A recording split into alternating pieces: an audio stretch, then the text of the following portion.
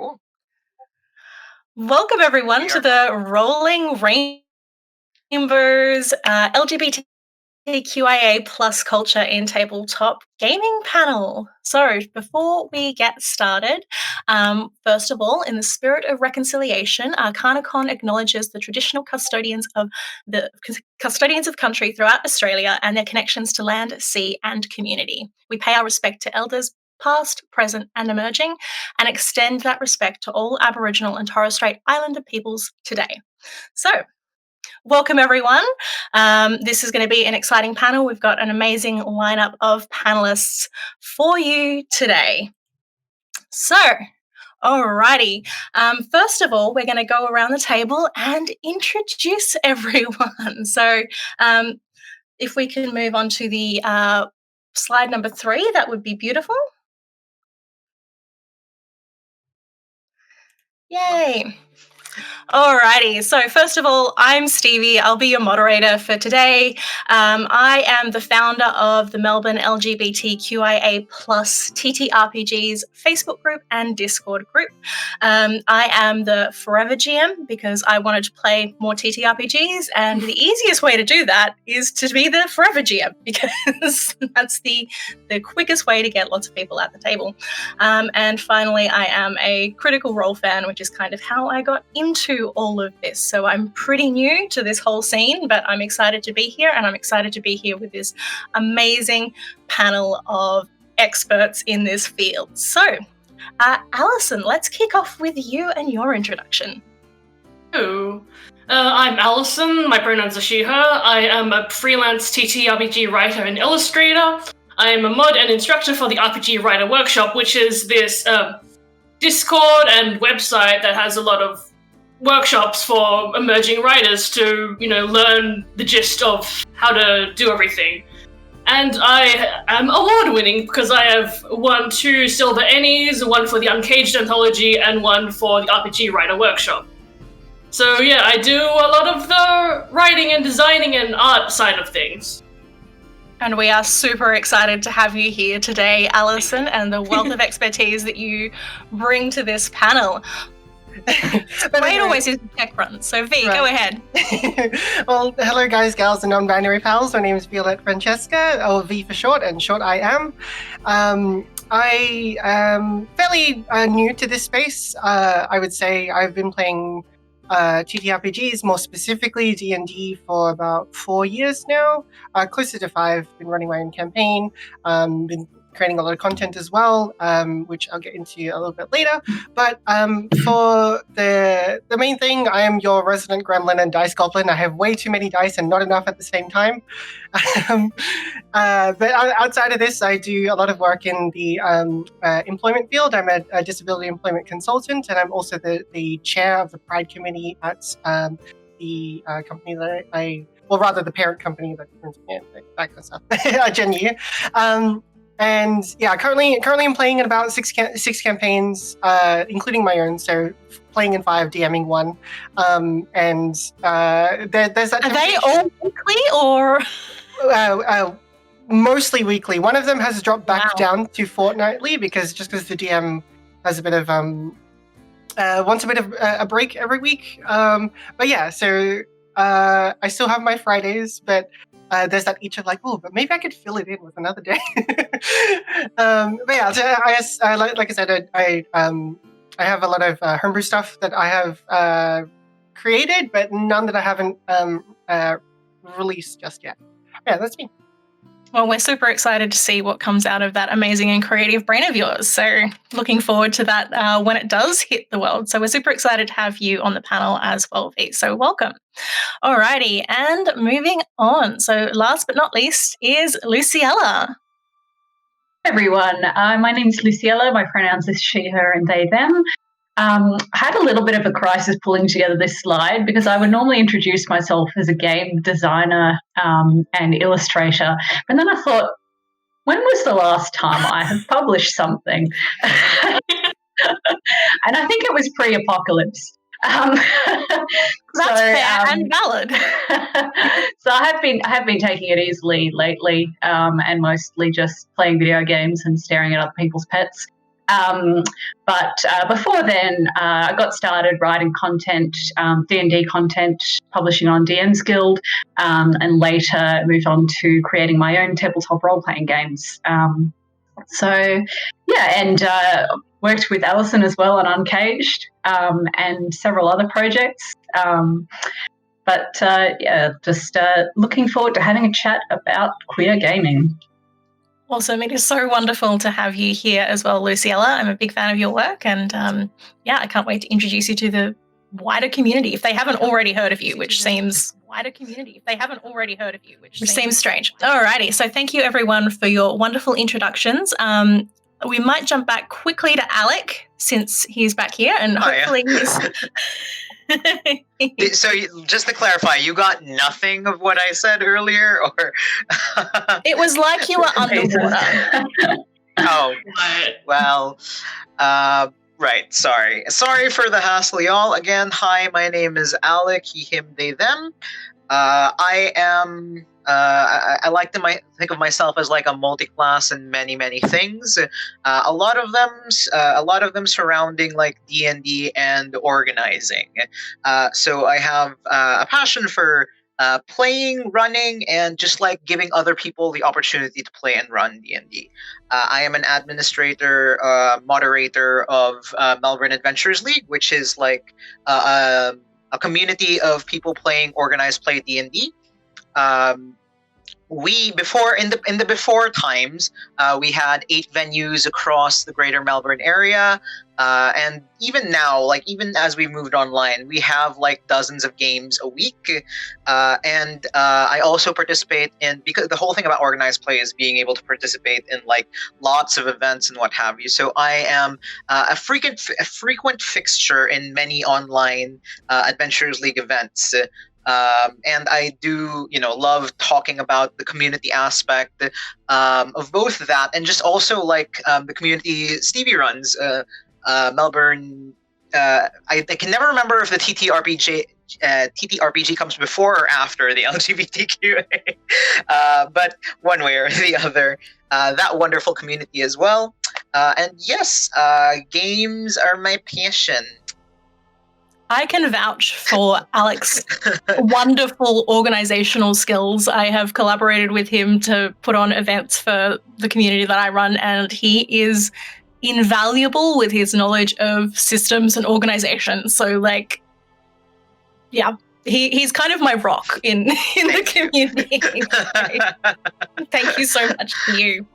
Alrighty, so let's move into, I guess, the heart of the discussion, and let's start to dive into section 1, which is all about definitions. So if we want to jump over to that slide there, beautiful. So I guess the first thing we should probably define, even though this panel was supposed to be tabletop games, because of the panel that I've curated, it is very much focused on tabletop role-playing games specifically. So if there are any people watching the stream who aren't familiar with TTRPGs or tabletop role-playing games, as they are more long-windedly called, who wants to give a quick definition?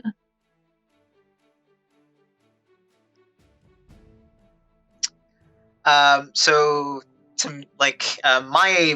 own personal definition, your mileage may vary, of a tabletop role-playing game is one wherein you and other players assume a character or something symbolizing like it doesn't necessarily have to be an individual character, but you are taking on the role of something and playing out a story between you and other people, collaborating on what happens.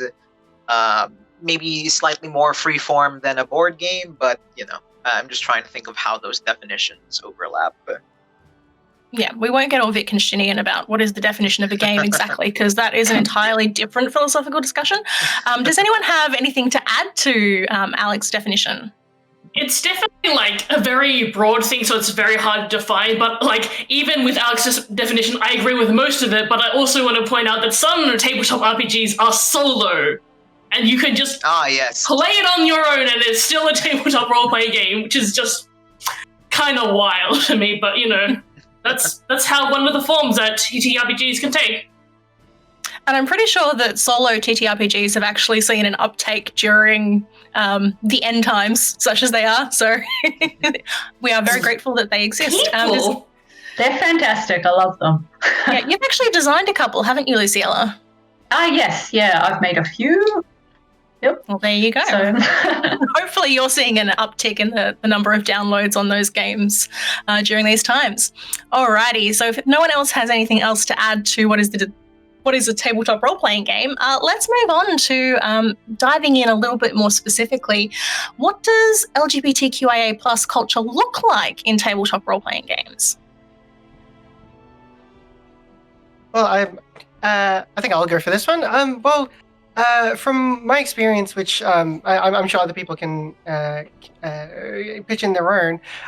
Honestly, there isn't a lot. There isn't a lot of culture within the TTRPG space. Mainly because it's one of those things that people didn't really consider, and like for those of us who did belong in, who do belong to the community, it's kind of just like a separate thing. Like we don't really acknowledge it, but in more recent times we've been looking into a lot more inclusivity and diversity, trying to have those conversations and also make some with some of the games that we've got out at the moment that have those kinds of stories that are our own in them. So what I'm hearing there is that it's about the types of stories that we tell inside or at the table, such as it is. Does anyone else have anything that they'd like to add or bounce off V's description there? I'll add that. Yeah, sorry, go ahead. Sorry, continue. No, you go first. I guess what I'll add to that. So tabletop role-playing, I mean, my brief definition is it's a role-playing game you play to the table. And I think they're really good tools for exploration. So to try on different parts of your identity, or even I know a lot of queer people have actually sort of figured out their gender even by playing tabletop role-playing games, or have been able to use it to explore their sexuality or other sort of things about their relationship with other people. And yeah, I was on a panel a little while ago talking about asexual representation in games, which is not always in the game itself. Sometimes it's in the characters itself. Sometimes it's in creating a world in which queer people can exist comfortably, which isn't always the case, obviously, in real life. But role-playing games both let you explore a character and explore a world. Yeah, that's a beautiful definition. And I love that sort of like leans into the next thing that I was going to ask you all, which is, what do you think is good representation, and, what do you think is not so good representation? We don't have to like name and shame, but, we can talk about maybe things that we enjoy, things that we like, and things that, possibly designers or players might want to steer clear of. So, who wants to go first? I guess I will again. Jumping in there. Yeah. Well, essentially, good representation is when you have just. It's almost like it's a normal thing in the world where like it doesn't really have any impact and people just exist.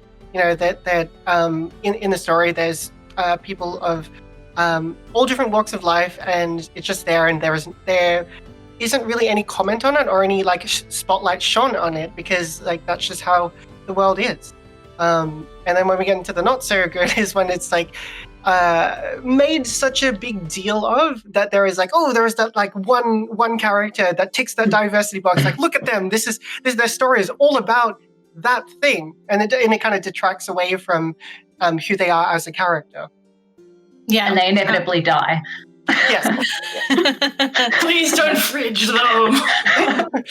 If people aren't familiar with that trope, that's the kill your gaze trope. Bury your gaze, yeah. Bury your gaze, that one. I think TV Tropes probably has a really good definition of it, and you can probably find lots of articles about it if you don't know what it is. Anyway, sorry, V, I interrupted you. Oh, no. I was just about to say it's a bury your gays trope. Oh, okay, there we go. Same train of thought then. I just wanted to jump in and add that, there's often this idea that if you're including someone, say, who's queer or who is in another minority group, to sort of like make the story about their struggle. This happens a lot in books and other stories. But as V pointed out, good representation is often it's just there. And it's not a site of conflict. The conflict is about other things that are inconsequential. And that can often be really, I guess, liberating and fun. Does anyone else have any other thoughts on that? I think identity around like what's bad and like, what suffering they go through is just like, it's not healthy for anyone really. Like, at least like uplift and think, oh yeah, these characters are queer and they're like really happy that they are, and they are, it's just living their best life really. Like, at least do that, if not, just letting them exist. Yeah, I think, beautiful. Alec. sort of bringing it back to the conversation about tropes and what have you. I think a common problem a lot of people have, and maybe people who aren't, that familiar with queer people or don't have a lot of necessarily diversity, and I guess this is not just a problem with like queer characters, but also like people of diverse backgrounds who might be a minority in certain spaces. But I think that there is I won't say a problem, because I acknowledge that at least people are trying, but sometimes when people want to include others, when there is like this attempt from people to be inclusive, there is also the tendency to like lean on things they've seen in the past, or like, they might not necessarily have like a solid understanding of like what the queer experience is like. And while, I'm the kind of person who would always be like, hey, if you're trying, that's great. I'm not gonna necessarily fault you for trying, but there are ways wherein you can rely on like the wrong sort of tropes, or use like something negatively that you might not have meant harm by, but just because it's so ingrained in your head based on like previous media you've consumed, that it's just something for people to watch out for. And again, this is not just for like queer people, queer characters, queer stories. This is for people of different ethnic and religious backgrounds. This is for people who might have disabilities and what have you. So we always, even us as like queer creators, we always have to like question the tropes and the narratives that we've kind of taken for granted as like what we assume is correct based on like media and all the outside influences. Yeah, absolutely. I love that. And I think it says a lot about the fact that you should really do your research, do some reading. You are going to mess up if you're trying to, bring in some representation that's not something that you're personally familiar with. But the more reading you do and the more you educate yourself outside of the media stereotypes, the less likely you are going to make a massive faux pas. For all of the things that have been said, I do want to point out and like talk about the topic of tokenizing. You really don't want to have your representation be like one person in the world. Queer people flock to each other, so like that's really unrealistic to begin with. And the more people you have of like similar identities in your world, like the less likely you are going to look like you're pigeonholing a certain identity in a certain way. Like, you can have them have actual fleshed out personalities and like backgrounds without people being like, I mean, you're drawing on this trope a bit, aren't you? Yeah, like if you've got just a world full of diverse people, then no one ends up being tokenized. Yeah, that's totally true. There's definitely I've seen the argument of like, oh, there's like so many like gay people in this area, or like in the like fantasy setting, like, oh, there's so many gay people in this town, that's unrealistic. It's like, no, like we build communities, we kind of like stick together. So, if you have one queer friend, you're their token straight friend. Yeah, you are. There's like that sitcom stereotype where there's like the one queer friend in the entire group, and that's just not the way it happens. It's more realistic to have a group of queer friends and then they have their token straight friend in the group, because that's just the way we roll. Yeah, awesome. Anyone else have any other input on that? No? I will say as well, because we talk about the issues with non-queer people exploring queer themes, but I think there's definitely space for queer people to actually touch on those more complicated and some of those tropes, which yeah, exactly. I mean, even I guess queer trauma, for want of a better word, can be done well if it's by a queer person. But I think if you're looking in from the outside, you're not going to know that experience. It's a bit voyeuristic and like speculating on what it must be like to be someone else. Yeah, but there are some really, really great games by queer people that actually do touch on those issues. But if you want to play one of those games, you have to get consent in advance and make sure everyone's aware of what you're playing. Yeah. Yeah. Absolutely, 100% consent all the time. Alrighty, so that's a beautiful place to, I think, move on to our next section, which is talking about the current state of play. So I think this question was suggested by Alec. So why do we think it's important to have queer community spaces in tabletop role-playing games? We sort of touched on it a little bit when we were talking about how queer people sort of flock together and create communities, but I'd be interested to know whether you think it's important to have queer spaces in tabletop role-playing games and why. I think that, sorry. Okay. Please proceed. Tabletop RPGs are all, mostly about improv and like yes-anding off each other. And when so much is dependent on the people playing, you don't want to accidentally realize like halfway through a session, wait, this person misgendered my character, or like they've made assumptions that I am not comfortable with. And you really need to know that you have a base like that you can build off on. You have like you feel safe with the people you're playing to begin with. You don't want that unknown of just getting a whiplash like in a really like nicer moment that just ruins your entire day. Yeah, I know I've personally had experience with that whiplash of being like, wait, what? And it just sort of, it sours the entire thing, and it's not nice to have. So I really like what you're saying about, having that base assumption or that base foundation of safety and expectations that comes with having a queer community. Yeah. Anyone else? I was actually going to say, previously when we had been discussing like what makes what is queer culture in gaming, and at the back of my head I'm like, I don't know that there is like a specific culture just yet. I mean, there is an overlap with like internet millennium culture and queer culture, but on the flip side, like I think that right now it is the current state of like what is queer culture in gaming is like exactly as you guys have been talking about, like this expectation that people, like knowing that this is a safe space for queer people, that it's not going to be weird when you introduce your pronouns, or it's not going to be like it's not going to be as if like you have to second guess whether or not, okay, can I mention that my character is queer? Can I do things that are read as such? And I think it's really, really important to have these spaces.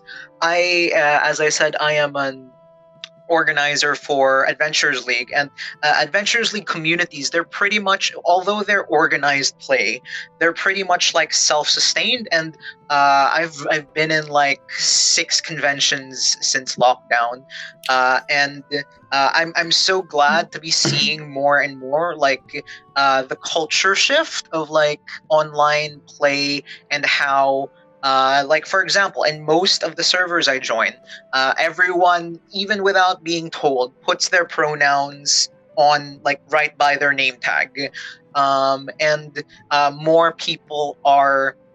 more organizers are putting up like full codes of conduct that detail like what is okay, what isn't okay.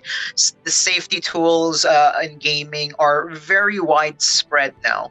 But I still think, with all that said, even with all that, I think we've not yet gotten to the point where, there's no difference now, everywhere is safe, because that definitely isn't how it be. I still think there is very much a need for like a queer space in gaming. One for those who are the most vulnerable, for those who really, are the most unsure about their identity or aren't proactive enough to like maybe stand up for themselves should anything happen. And I'm glad that I'm glad that the larger overarching TTRPG community is slowly making its way there. But for now, there are still definitely areas that need to be fixed, addressed, improved, bettered. Yeah, I mean, I think you touched on the sort of the top two sort of signposts that tells me if a space is safe, which is one, seeing pronouns or seeing people ask for pronouns, and two is safety tools. What I will say about, I mean, I think been quite lucky, especially over the past sort of few years, in that I have been able to access a lot of queer safe spaces and also safe spaces for women and femme non-binary people. But when I think of sort of how I got into tabletop role-playing games, it was very much sort of this cishet boys club. It did not feel like a safe space at all. I mean, yeah, it's even in the case of like not even sort of specific bad experiences, but when you look at the community coming in as a new person, and you look at sort of even D&D and Adventurers League, which is still quite like you walk in and it's a room full of white men a lot of the times. And similar in creative spaces, the public ones were not very queer friendly, no pronouns as far as the eye could see. And it's only really when you sort of start to find these safe spaces, which are often like private Discord servers and private Facebook groups and all these things, where you actually start to feel more welcome and more safe, and to find groups where there are people like you. So I think I've been quite lucky, but the outside, coming in as a new starter, I think is still quite daunting. That's interesting. Sort of going slightly off script, Helen has asked a question in the chat that I think is really interesting, and we can sort of maybe, it's related to what we were just discussing, in that, do we think that there's a divide between, say, younger generations, I think most of us here are probably millennials, and the older ones in terms of understanding about inclusivity and safety and whatnot? Yeah. Oh. I think we just lost Alec again. Alec just misty stepped out of the chat. He'll be back soon. Please, Sorry. Hello. Sorry, did it again. Sorry, did I miss a question or something? The question came from the Twitch chat, which is, do we think there's a big divide in our generation? I think most of us here are millennials, and the older one, in terms of like understanding queer culture and safety and all that sort of stuff. 100%. Elaborate, please. I mean, so for example, and not necessarily even like, not even necessarily a generation in terms of age, but like generation in terms of like how long you've been playing, even like those people who have been playing TTRPGs or D&D specifically. Most of my experience is in D&D, so I might just say D&D for the most part, because I don't want to say this is what's going on in other TTRPG spaces. But I have a very vivid memory of a discussion I had with like other people in the Adventurers League space, and we, to take our group for an example, like we do have quite a few number of queer people of color, queer players, people of color, people with disabilities, that we want to make the space as open for everyone as possible. But then I get questions sometimes like, no, like, why do we need all of these things? We're all nice people. Like, and I know you're nice people. Like, and I know the person asking this was like, fairly open, fairly, a good person to hang out with, a nice person. But they're like, but we're all nice people. And, what's the point of that? Like, doesn't that single people out more? Doesn't that make you draw your attention to it? If we do all these things? And I don't think there's any malice in that thinking, but I do believe that there is that sort of thinking still in people of like, other generations, older folk, people who have been in the space. I'm like, no, if there are people who are assholes, just boot them out. Sorry, am I allowed to say asshole? I don't know. I think the first panel already had a swear, so I think that's our quota of swear for this one. So, just one per panel. If people are butts, then yeah. So I do think there is a difference, and just in like this lack of similar experience. But that, yeah, I mean, it's not always meant maliciously. It's really more of just like they can't imagine why there is a need for X, Y, Z. Yeah, and often I think that comes from just complete lack of experience, like on their behalf of, not feeling safe or not feeling comfortable for whatever reason. Exactly. Like they haven't had that, so they're not sure why it needs to be stated. But I think that's why it's important to listen to what people in communities that are different from you, to particularly marginalized communities, listen to what they're saying and don't question their truth or their reality, just because you haven't had the same experience. Anyway, sorry, I think Luciella, you were about to say something. I was just going to say, in terms of the generations thing, because I don't want to be too unfair on this point, but queer people have been around for forever. We're not new. What is new is people knowing about queer people. And I mean, I'm asexual, and a lot of people treat that like that's only existed for 10 years. No, I mean, there's a lot of evidence of, for example, asexual people throughout history, or even the word asexual appearing in older in history. But now we have the internet. And I think it's less about generation than more about who grew up with the internet and who has access to a lot of the information about queer people, which is normally not going to be in your News Corp-controlled newspapers, unfortunately. I don't know if anyone wants to add on that. But. Just on that point, I know a few older gamers, older D&D players who've been playing since first edition who have recently come out as queer, have been queer all their lives, but just haven't necessarily had the community or the support around it. But now with this rise of queer culture in tabletop gaming, there's definitely they're becoming more visible and more themselves and more present, which I think is also wonderful and beautiful and exciting. So. To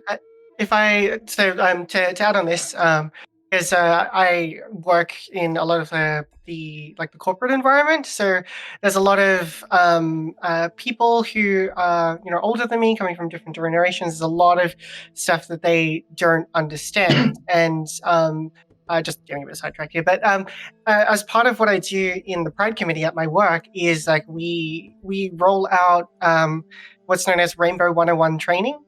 We've done it in the branch that I'm part of, the division, which is the employment side. We've already rolled it out for all of Australia, so now we're looking into all of the other arms to essentially educate all of our workers and all of the people who are in the company about the rainbow community, and just to give them that education and dispel pre-existing notions and stuff.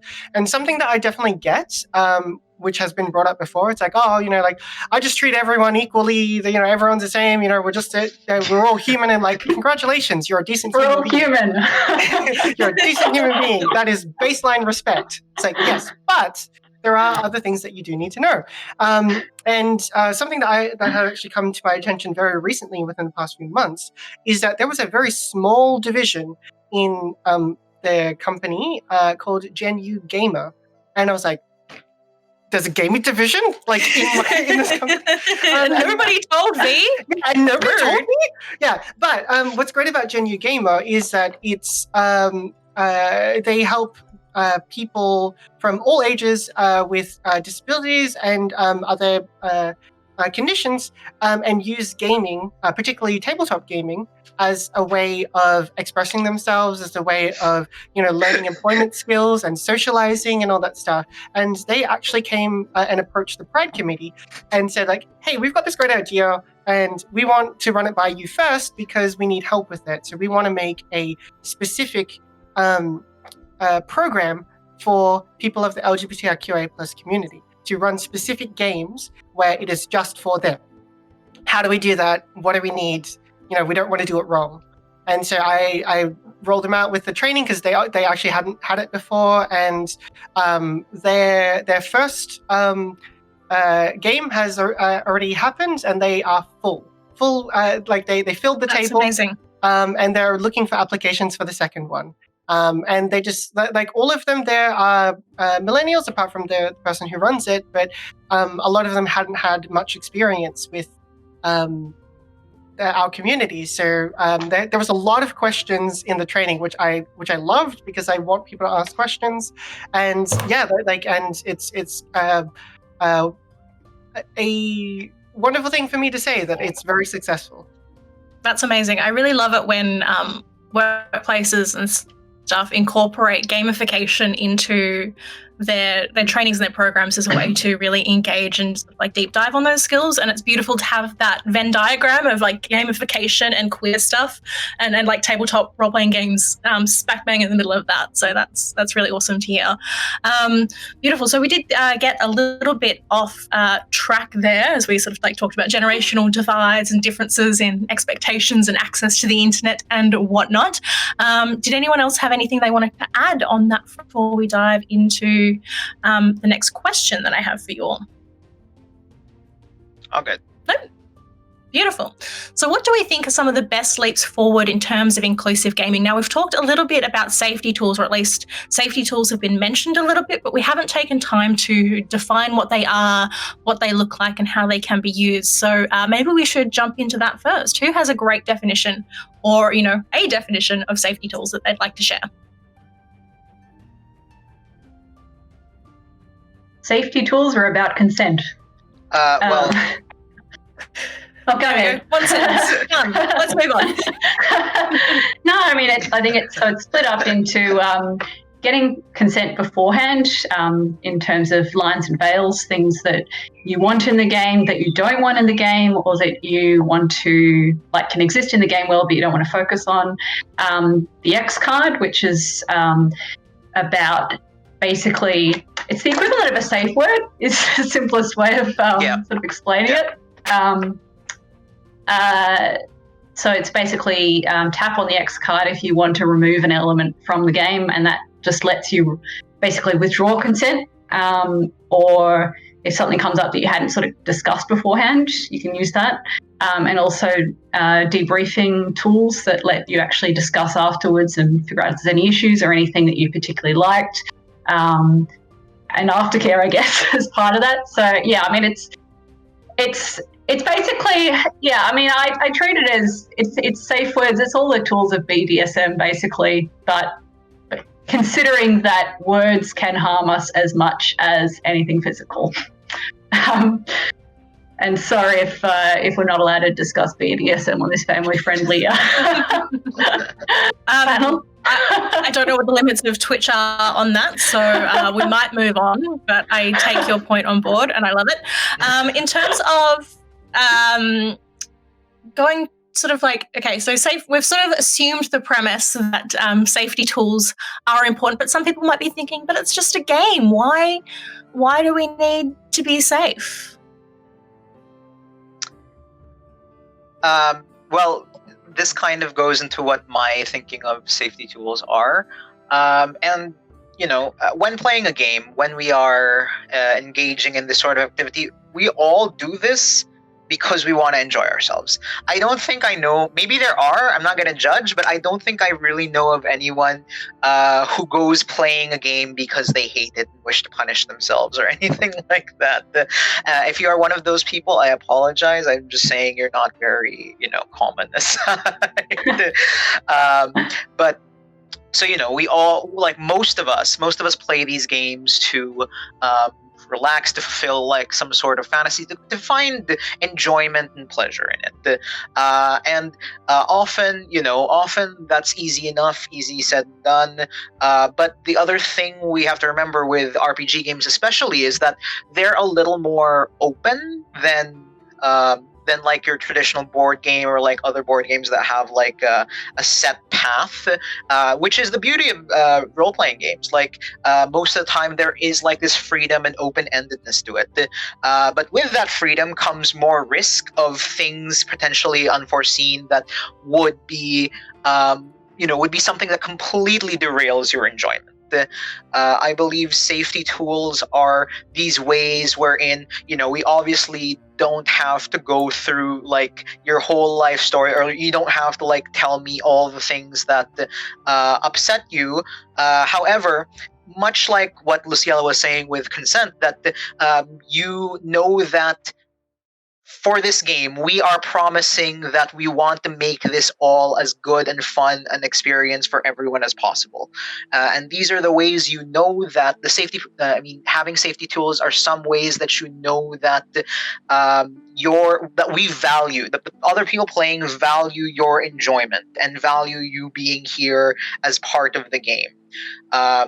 So that when your enjoyment is hindered or disrupted in any way, that you are an important enough person as a member of the game that we will consider, that we will be like, okay, done. We're not going to make this difficult for you.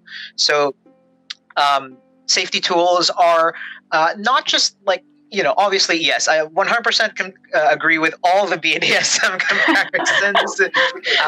But at the same time as well, safety tools are a way to show that, to show people that you care about them, that you are welcome and you are safe here.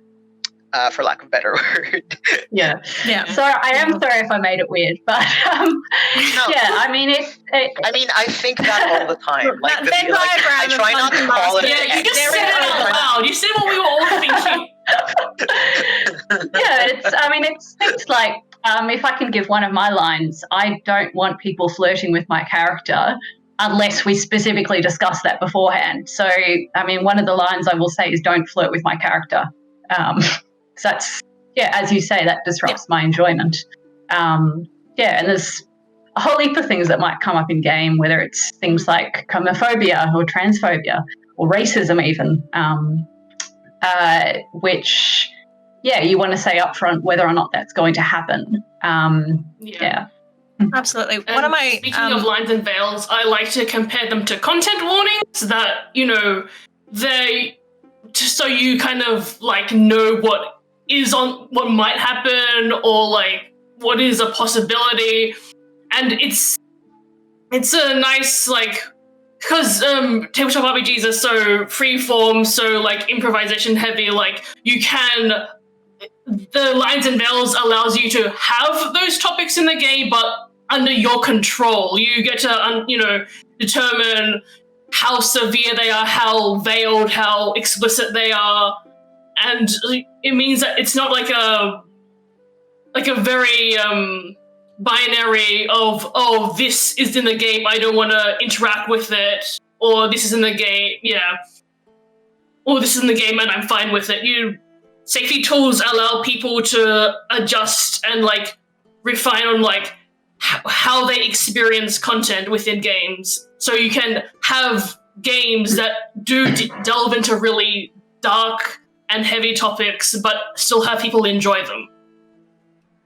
Yeah, absolutely. I can't remember, I think it's in computer games where there's that genre of serious games. So I'm thinking of things like Papers, Please, where the game isn't really about fun.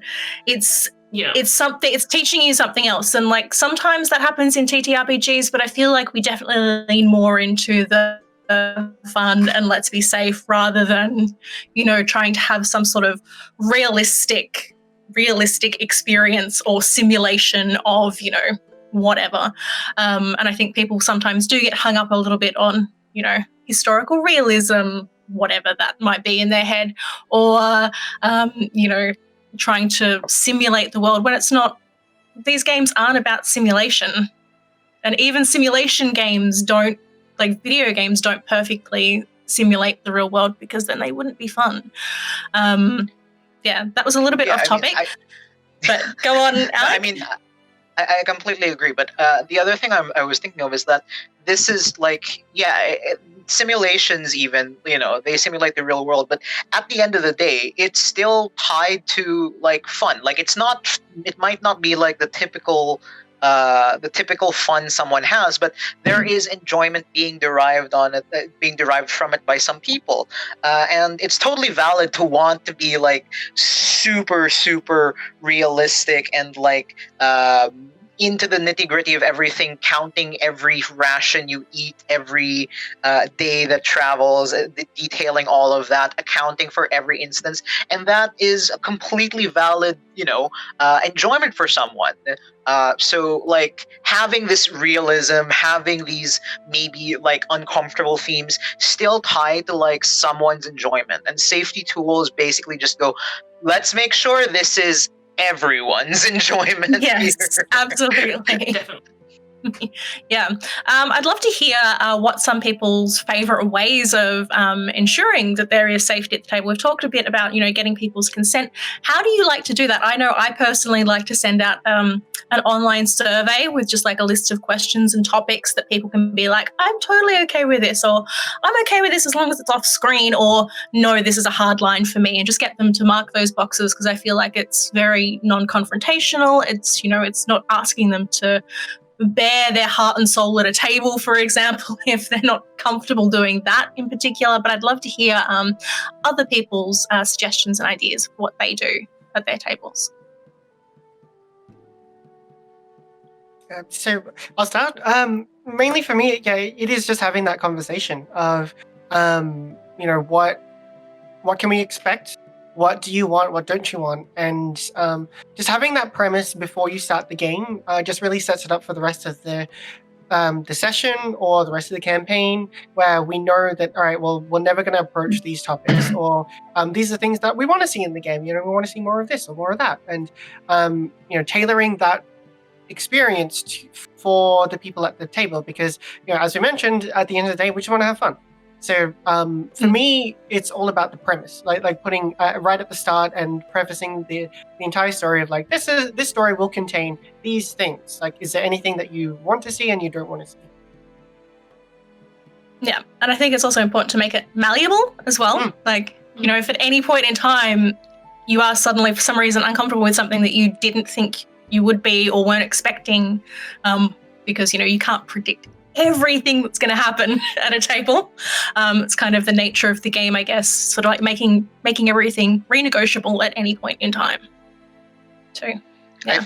I think for me, like, I do, like, when it comes to longer campaigns, definitely for sure sending out like a sort of questionnaire for the players to fill up. But I think the thing that I experience more often is because since I run Adventures League, more often than not, I'm just meeting people for the first time like 5-10 minutes before the game and don't have that opportunity.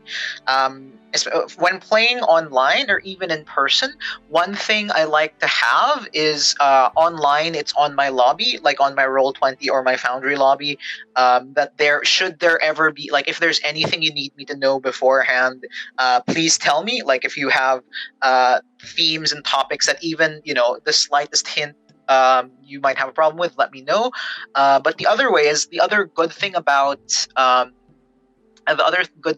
like tabletop platforms like VTT platforms is that they allow for like, for example, on Roll20, there's a macro that you can just click it'll send a whisper to me as the GM, and that'll effectively be your X card if you don't want anyone to know that you are the one who's volunteered. Because I do think some people have that concern, like if everyone else seems to be enjoying themselves and there is a topic that bothers them, they don't want to be the one who's like, oh, I don't feel comfortable, and they don't want to be the one to like say things like that. So like online, well, in person, you might be a little more concerned, like how do I secretly pass this note to the DM to let them know? But yeah, there are lots of tools that you can already use in VTTs that allow these things.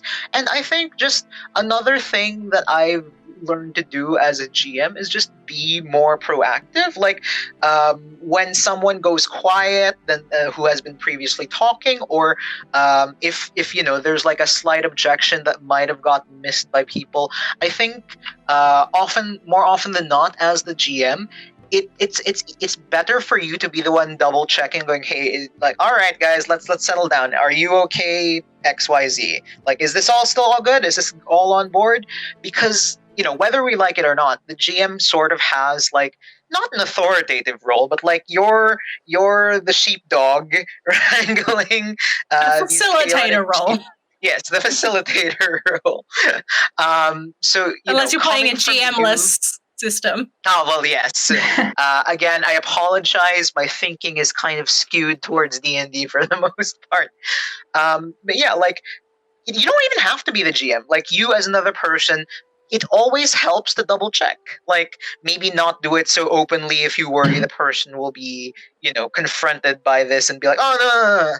But, like, it never hurts, even though there was nothing at all. Like, even though the person was fine, people will remember that you tried to, like, hey, everything all good?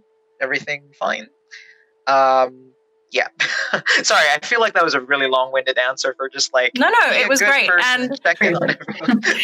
No, it was because I think it goes back to the idea that some people might not be comfortable initiating that conversation of, hey, I'm not doing okay right now, or I'm not okay with this. Some people might not feel like they can speak up about that. So having the GM, or if you want to delegate that role to someone else at the table, to check in and make sure that everyone is doing okay throughout the session, I think is really important.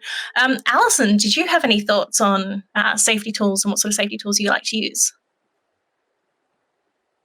Me personally, I don't really do that much GMing myself, just because a lot of the time I've avoided GMing in case I become the and when I am GMing, I am playtesting my own adventures. But I do want to point out that even in solo games, you can still get hurt, even if it's just yourself, because you're confronted with the content of the game that you weren't expecting to. And Luciella made a safety tool for solo play. Oh, do tell. Amazing. Plug that. Please do tell. I'm intrigued. There's a number of sort of safety tools you can do around solo play. One is just really designing the game around actually encouraging breaks. But I think the one that Alison is specifically diving me in on is the 5-4-3-2-1 tool, which I've put in a couple of solo games, especially, I guess, particularly emotionally charged ones, which is based on traditional grounding techniques, which is look around you, name 5 things you can see, 4 things you can hear, 3 things you can touch, 2 things you can smell, 1 thing you can taste, I think.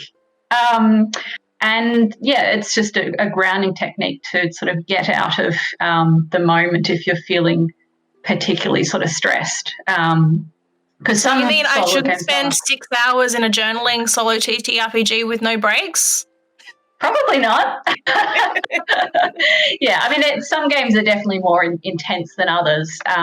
But yeah, there's a lot of really great game mechanisms you can sort of build and around giving yourself breaks, pausing to actually check in on yourself and how you're feeling. And yeah, the 5-4-3-2-1 tool to actually sort of ground yourself again. Beautiful. That's awesome. And it's great to know that, even with solo games, there are tools and ways that you can make sure that you're safe at your own table. Alrighty. Beautiful. Let's move on to the next section, which is looking to the future, which I think we're already on that slide. Section number 3. Yep. Beautiful. What do you wish more game designers would do to make their games more queer friendly? Or what do you wish they'd know? I mean, obviously, we've got a bunch of queer game designers in here.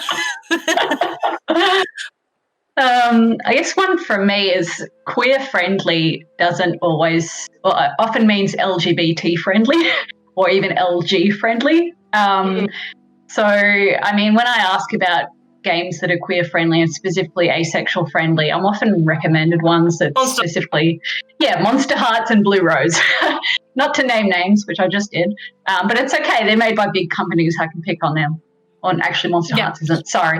One person is I really shouldn't name them. No.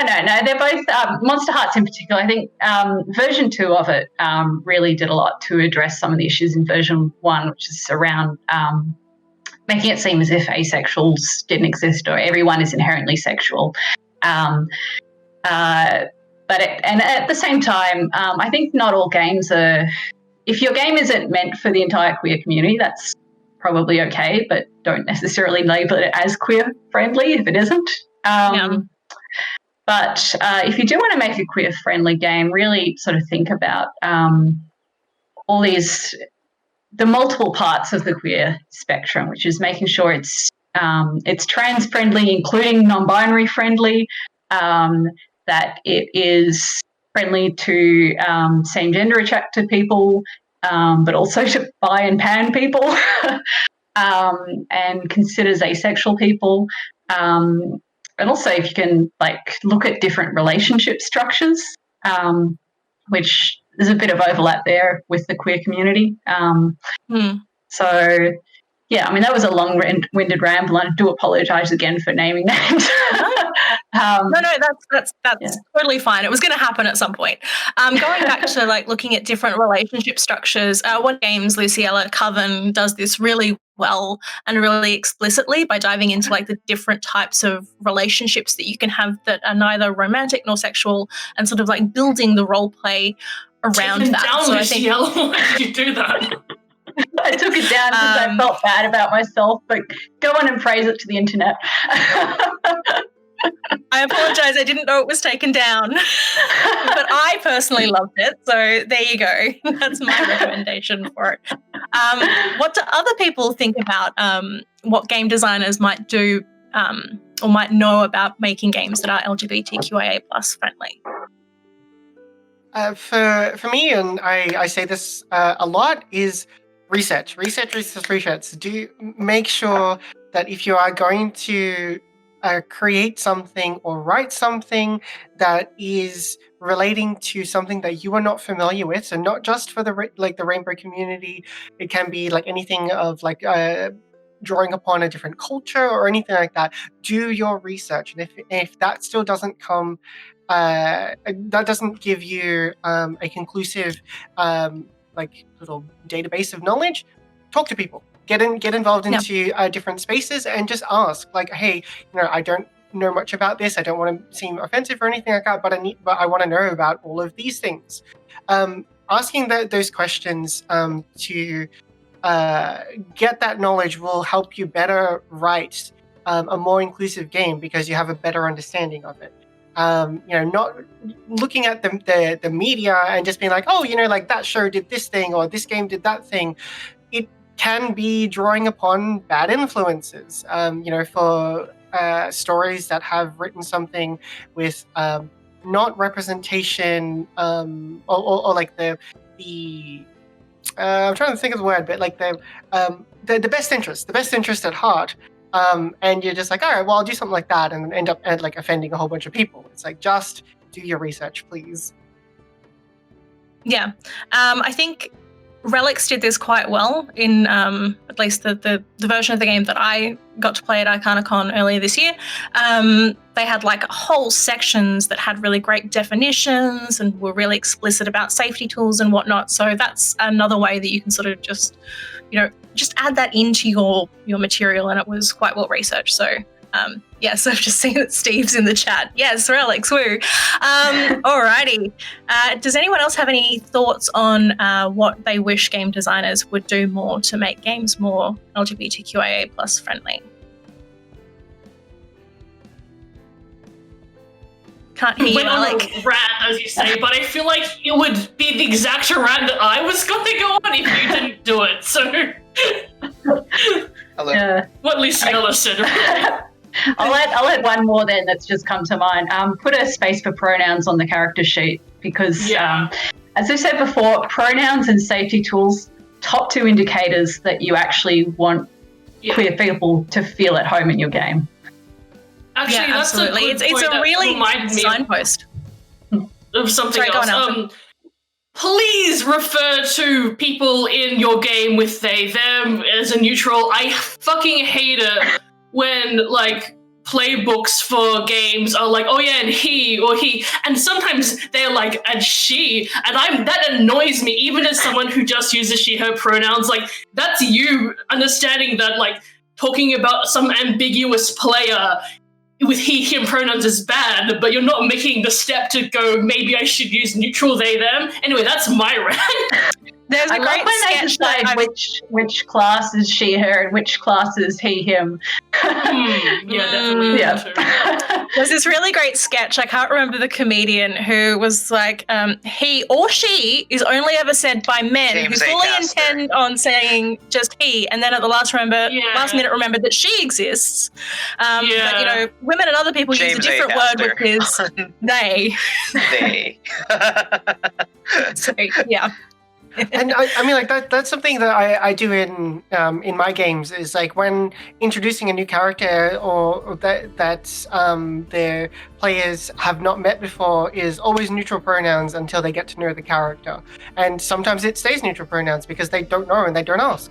And it's like that's just how it is, and especially when it comes to like players just talking to a random citizen in the town to get information, it's always just ambiguous because it's like, well, like you don't know that. You don't know. Like, yeah. You didn't ask. Yeah. Beautiful. But yeah, a lot of this, like, you know, a lot of this talk is really nail on the head, hitting the nail right on the head. My brain goes to like, you know, the thought that some people go, yeah, well, my game isn't about, or this game isn't necessarily about relationships or anything like that. So how do I make it more, you know, friendly, safe, and whatever? Maybe this game is completely about like something else altogether. But I think there it goes back to what folks were mentioning earlier about like making people from diverse backgrounds, from marginalized groups, just making them a normal person in your, giving them the option to be a normal person in your game.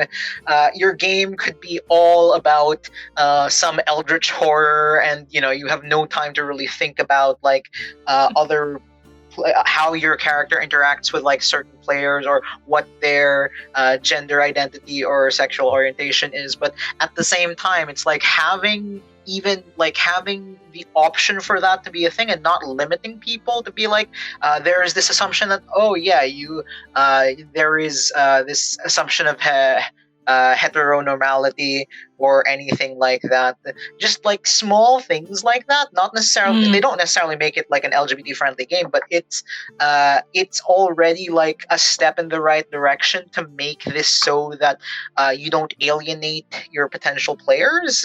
I feel like a lot of people think that the solution to this is just not mentioning anything. Like, let's just not mention anything altogether.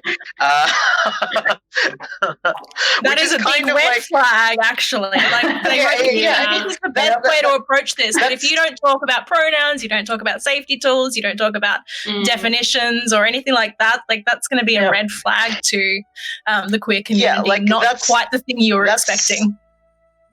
That's what I think. It's like it's in a similar vein as what Allison said about like, oh yeah, let's not use he, let's just use she instead. But that doesn't solve, like, let's not talk about anything. Oh, we don't want to talk, like, we don't want to make everything heteronormative, so let's just not talk about anything at all. I'm like, no, that doesn't solve the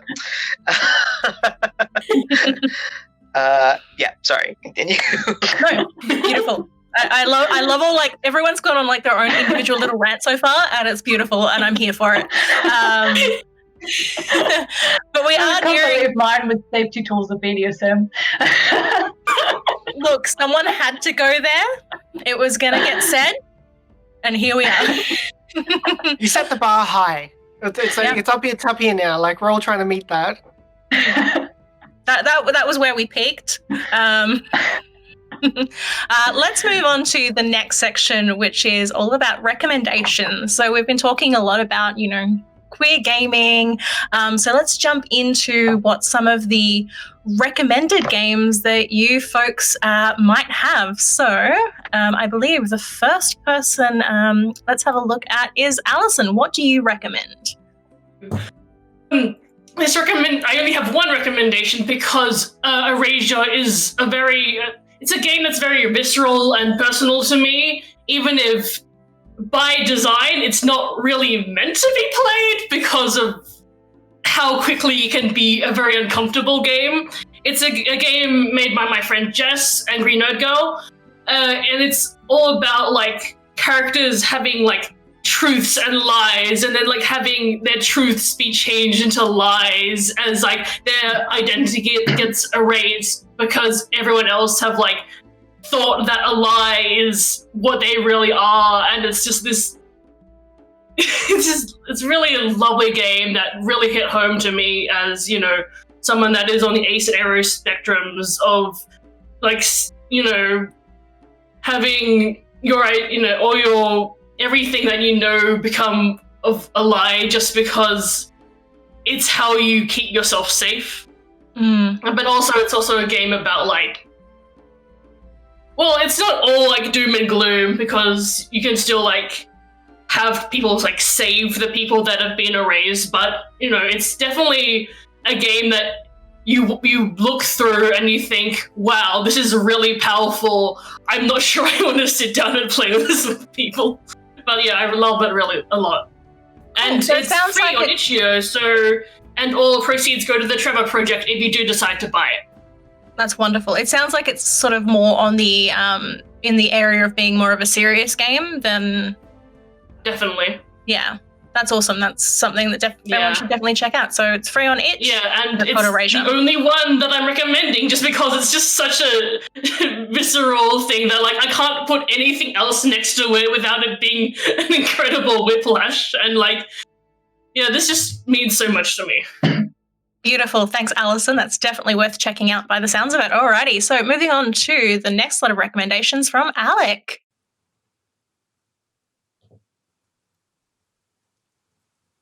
So I didn't have a lot of recommendations either, mostly because this. I'll be honest, I don't play a lot of smaller RPGs. Not for lack of trying, more because I have no time. D&D keeps me very busy. So the first one is something that is, again, unfortunately, not unfortunately, but still within the realms of D&D. So my first recommendation is Blessed of the Travelers, which is sort of this expansion supplement for Eberron. Eberron is one of the, newer worlds of D&D. By newer, it's still 20 years old or not 20-ish now. It's old enough to drive. Wherein, the world of Eberron is all about it's kind of like this magical fantasy, magical science sort of world. But there are races like changelings, Kalashtar, and that sort of thing, who have maybe an ambiguous, an ambiguous or flexible, fluid sense of self and sense of how they relate to the world. And this supplement is essentially how to make the world of Eberron a little more queer friendly. It's things you can do, things you can add backgrounds and what have you that can sort of help integrate into the world to flesh out the world more. And the reason I'm recommending this is, even though it's meant for Eberron, when you read through it, it's this is something you can apply to a lot, mechanically maybe not, but in terms of the content, it's something you can apply to other existing fantasy games that allow you to reframe and think of how these sort of things, how having a fluid gender would work in these fantasy games. So that it's something that is grounded in the reality of the world, which is why I really recommend it. The other game, The other game I would recommend is Glitter Hearts. I have been wanting to play this for so long because it is essentially a henshin hero kind of game. For lack of, the magical girl transforming young person, whatever, that sort of like fantasy of it. So it's like a mixture of like a superhero fantasy and just like a transforming Sailor Moon esque kind of game. And I've read through, like, I've not actually played it, and I'm recommending this because maybe if more people get into it, more people will want to play it with me.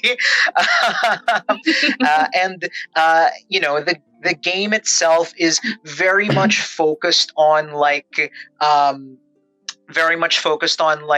your identity as this person, living as like a normal person and someone who is like a superhero essentially with a transformation. It is written. It takes all of like the safety tick boxes we had been mentioning before, and overall it's just like a enjoyable, like little light-hearted kind of game, which I think that a lot of people who enjoy the genre would like. It's not as like gritty and what have you as like superheroes. It's got the silliness and whimsy of the henshin hero genre, which is why I really, really like it as well. Also, the art is gorgeous. So So it sounds like Alec is hitting people up for more players for Glitter Heart. And honestly, based on that description alone, I am down. I'm down, but not to GM. It is the Sorry, big Steve. Black Lives Matter bundle that was on itch.io a few months ago. So, like, if you bought that, and you should have, I did, but I haven't had a chance to go through everything in that bundle because there's so many things in there. Yeah, awesome. I'll definitely download that from itch. Yeah. Wonderful. Alrighty. Next up, we have V's recommendations. Yes, so similar to Alec, I haven't actually played too many TTRPGs, but the biggest one that I am an advocate for is Good Society with my story brewers, who had a panel, I think, earlier today. V and Haley, I was given the opportunity to facilitate this game 2 ArcanaCons ago, and it's been such a brilliant game that I cannot advocate more for. And basically, Good Society, it is a TTRPG, like role-playing game set in the Jane Austen era. And you'll have your desires and relationships, and you have a goal to achieve, or if you want to sabotage people, you can sabotage people as well.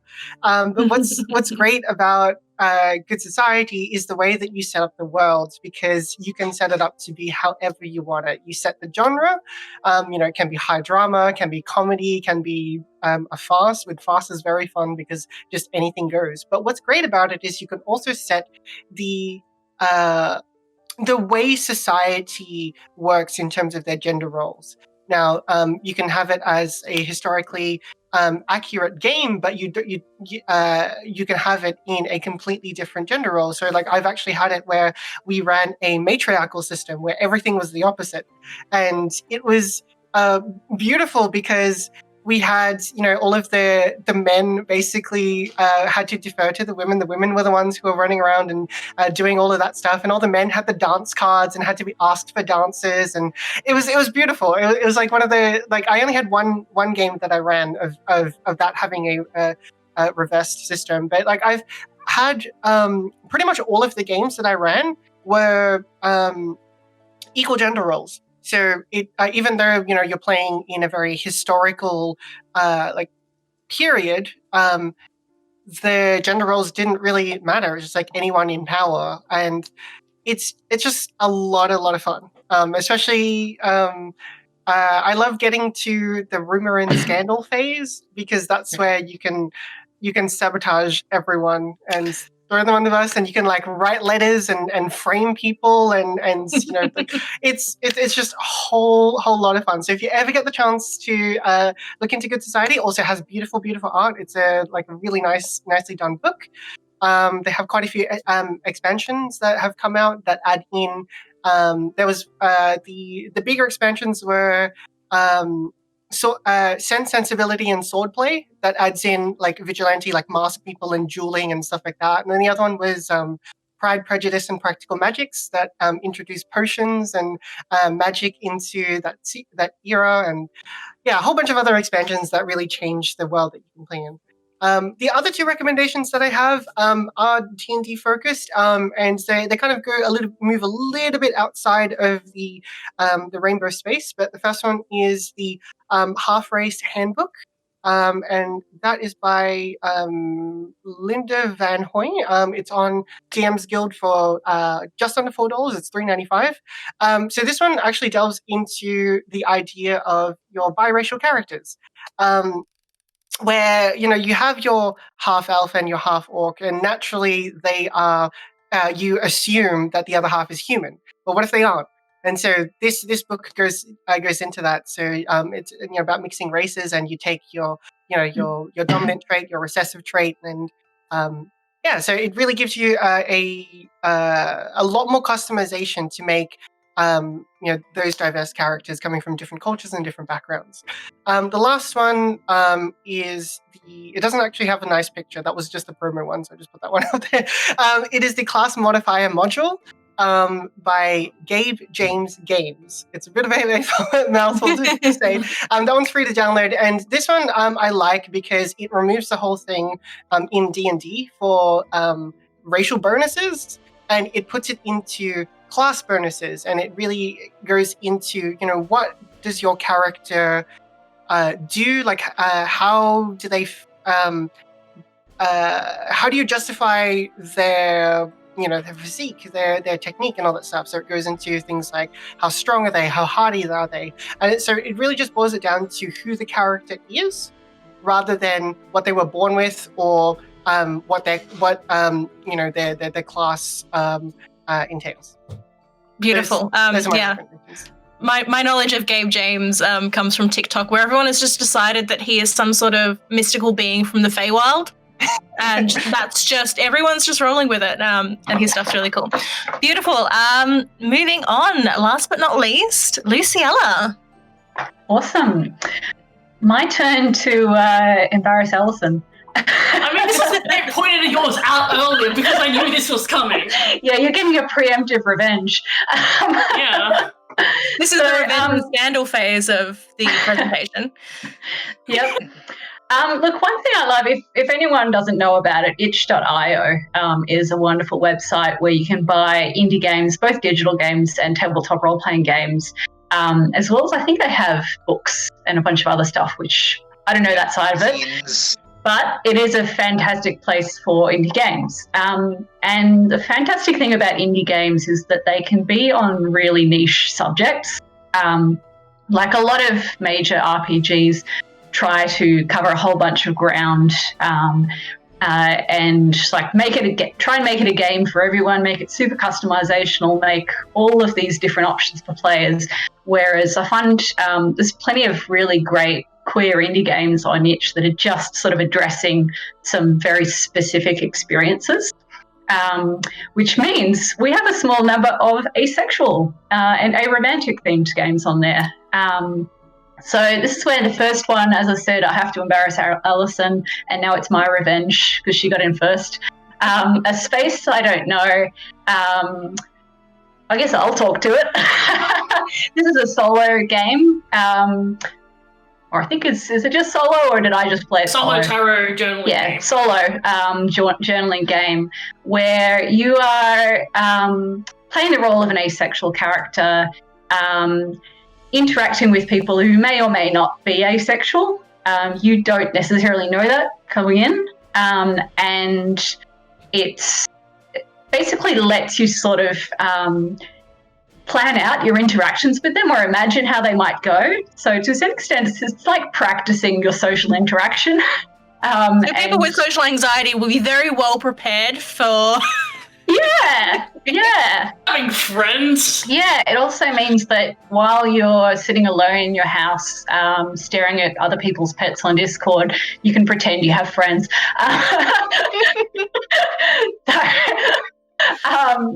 No, but it is a really lovely game that it uses tarot cards, so it is quite broad and lets you just let your imagination run wild. And so the second game that I'm going to put there, I'll let Alison off the hook then for the moment. The next game is also found on Itch. It's another game which is looking at different parts of the asexual spectrum.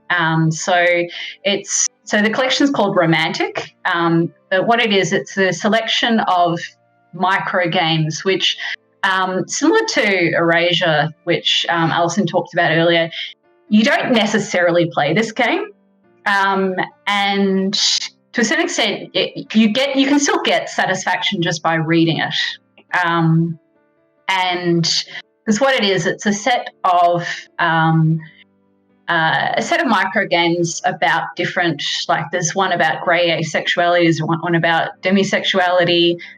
There's some games about different interactions with other people as being an asexual person. I just found that a really, even if it's not a game in the traditional sense, I mean, I think you can technically play it if you have some dice, but it's more, I guess, catharsis.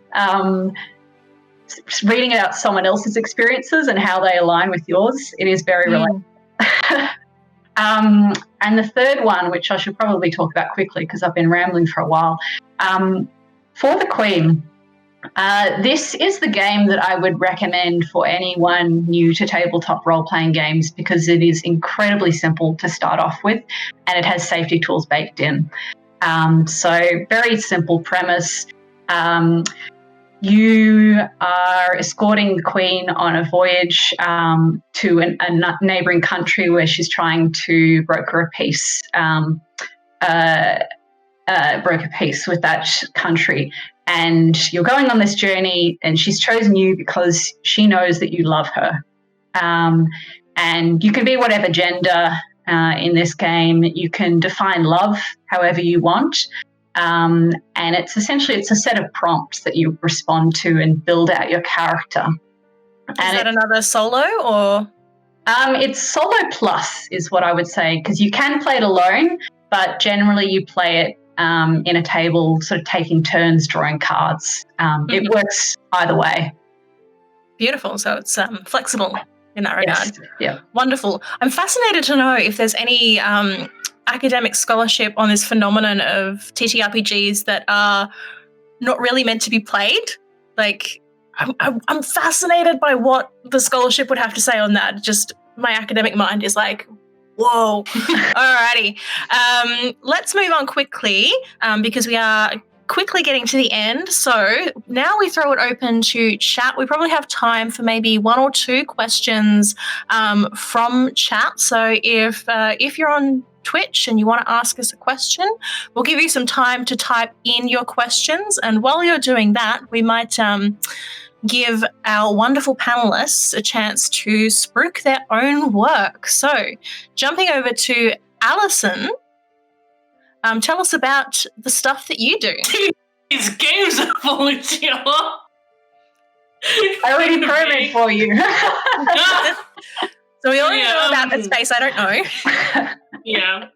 So I do a lot of D&D stuff, mostly in anthologies and stuff for projects that I can't talk about yet because they are under NDA. Well, except I'm working with MCDM right now on Arcadia, but other than that, like so many NDAs.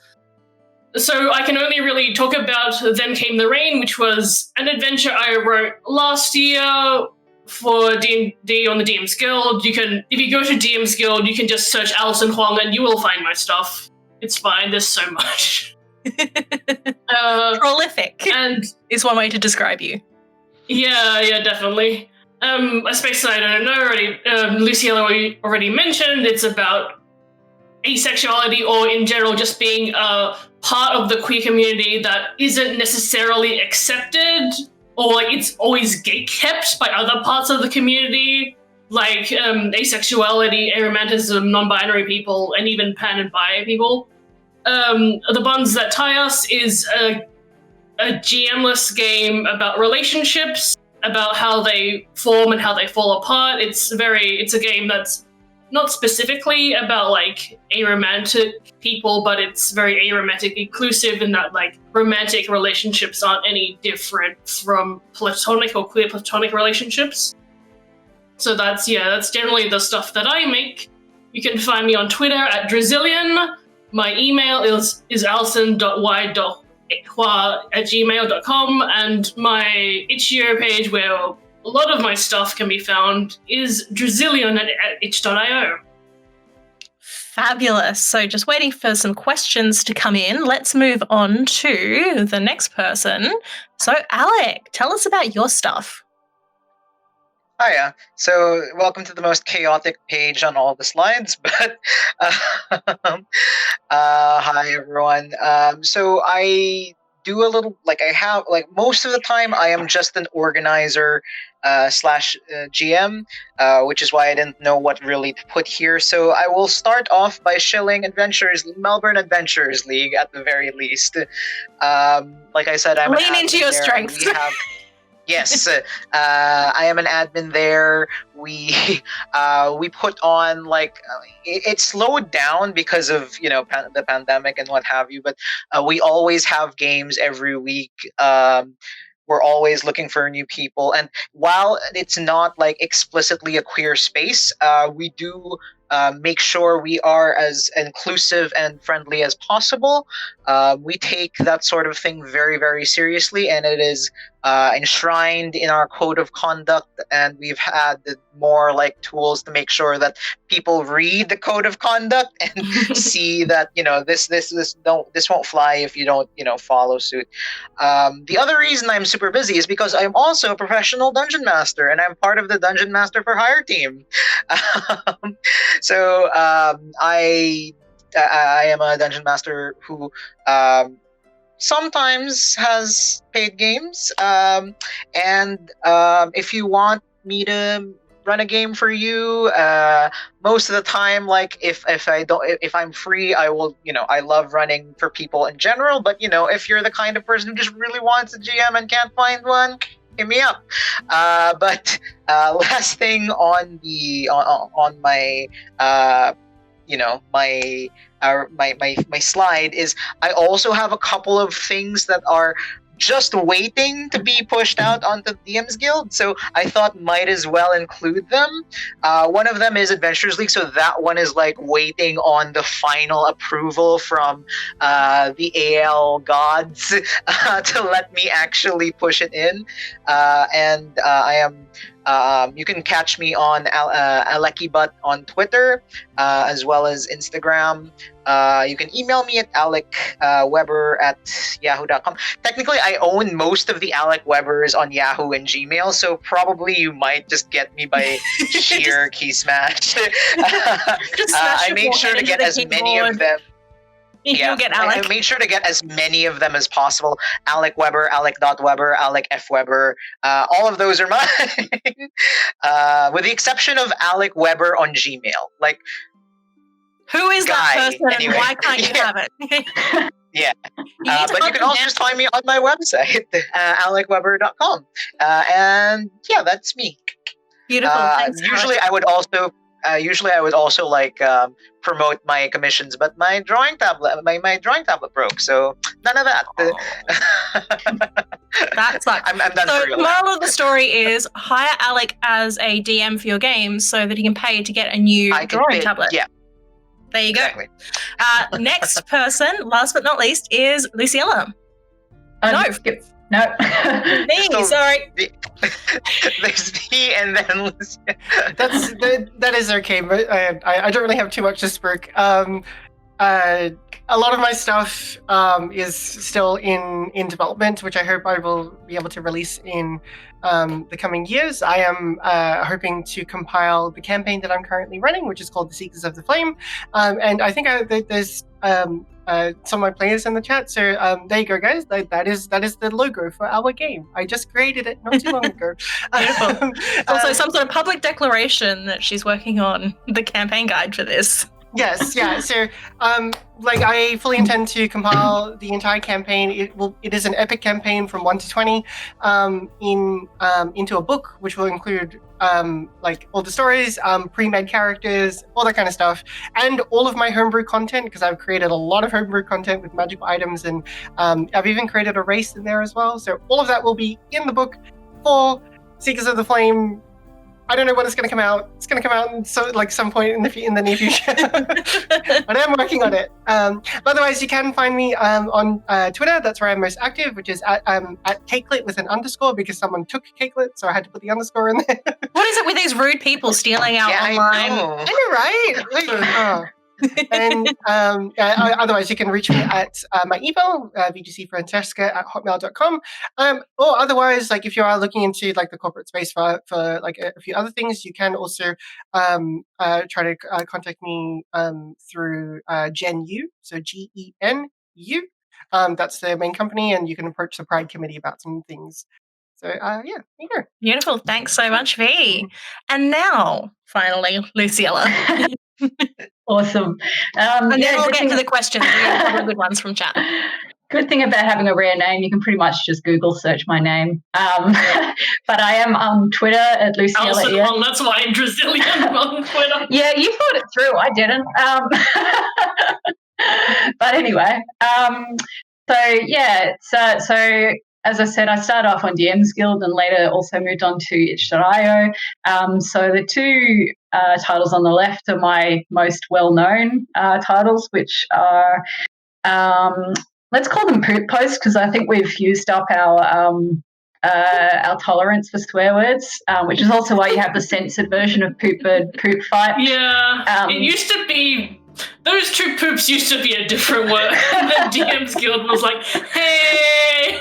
But this is a module where you get to fight an ibis, so that's pretty much how it works. Every person in Australia is like, yep, that sounds legit.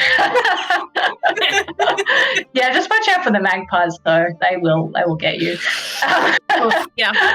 And on the right-hand side, those are some of the other titles that I've actually worked on. So if anyone did buy the Black Lives Matter support bundle on itch, you actually own Cage of Sand.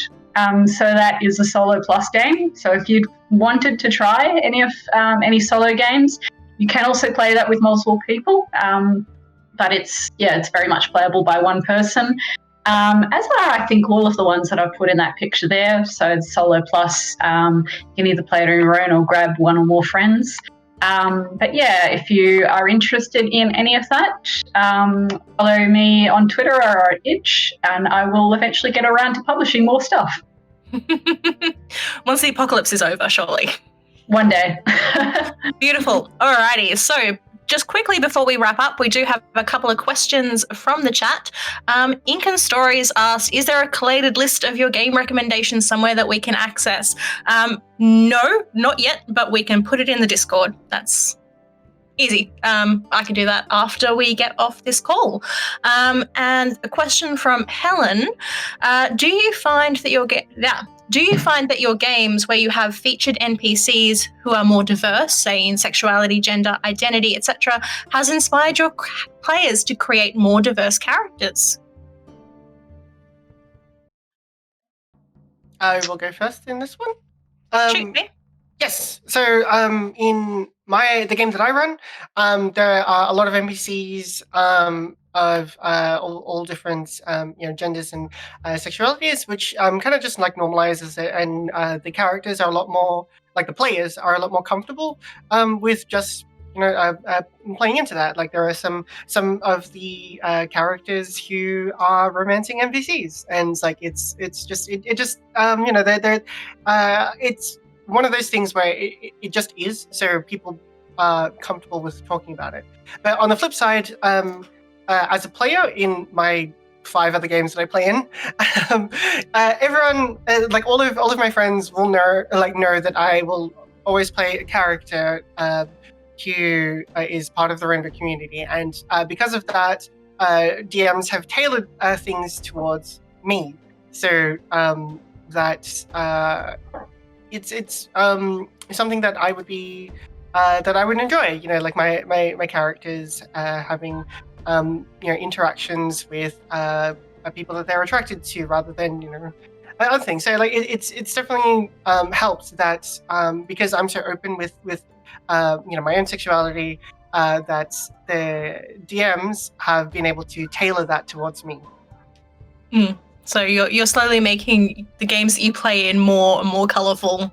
Very much so. And and like speaking of color, like all of my characters are people of color. Like so that's another thing. Like they're always, because like I never really played people of color in video games or anything like that, because most of them are white people. Usually white dudes as well. So. Yep. That's an entirely separate conversation. Yes, we don't have time for that right now. We don't. We are technically over time. So does anyone else have anything else to say on that question about NPCs being more diverse, and does that encourage player characters to be more diverse? I think I don't know if this because I run a lot of like shorts, but I have had the experience of for example, in a game with especially in the context of Adventurers League, where people just jump in and jump out. I have had instances in like a game where a character has bonded with the character. The player did not really have any specific sexuality for their character in mind, but was perhaps not romance necessarily, but formed a bond with an NPC or a character that has kind of ended with that character in a relationship with the NPC, thus queerifying them. But I don't know. Queerify? It is now. I'm sure it is. Yeah, awesome. That's really cool. Going from non-committal to from not answering the question to answering it in a delightfully positive way. But yeah, I think that even in that case, I don't think it necessarily has to be as big as a character making another character, because a player making a character because you've made things open, but just expanding their options for them. Oh, you can play a queer character because you have decided to play this character, and she has fallen in love with this NPC. It can just be character development without starting anything from scratch. And I think that that's a wonderful thing and a fun thing always to encounter. Is that queerification whenever your through character play? makes yeah. Exactly. Awesome. So jumping over to the second last slide. So this is, I don't think there are any more questions from chat, so we are wrapping it up. If you want to find out more about the community that I run, it's over on Facebook at facebook.com/groups/melbqueerttrpgs. And there's also a Discord link there, which I will not read out because yikes. But you can find the communities there. If you find the Facebook one, you can easily get a link to the Discord. It's not a big deal. Alrighty, and so thank you to all of the wonderful panelists and for sharing all of your wonderful insights and rants. I enjoyed them all thoroughly. It has been a wonderful discussion, and we've covered such a wide range of topics, and I think there's been so many interesting things about safety tools and ideas around making things more diverse, and it's just been a beautiful discussion, and I've personally loved every minute of it, and I'm hoping that people over on Twitch have too. So thank you to all my wonderful panelists. Thank you so much for saying yes to this panel, and thank you to everyone watching on Twitch. It has been wonderful to have this discussion with you all. So enjoy the rest Thank you of. for moderating. Yeah, My pleasure. Yeah. My pleasure. Thank you. I also just want to quickly add before we head off. Today is also National Coming Out Day, so it's nice that we've had this panel on National Coming Out Day. So, Yay! That's a nice bit of happenstance right there. So Yeah. thank you everyone, and I hope you enjoy the rest of your Melbourne International Games Week at the table. Go sign up for some games if you haven't already. There are probably spots still left open in many of the role-playing games as well as the board games as well. Go have fun, and hopefully we'll see you next time. Yeah. Bye everyone. Thank you. Thank you Bye. so much, and yep, I hope you all have a good Melbourne International Games Week. That's a mouthful. Make up. It is. Mig W. Migu. Migu. Migu. Bye. Bye. Bye. Bye, everybody.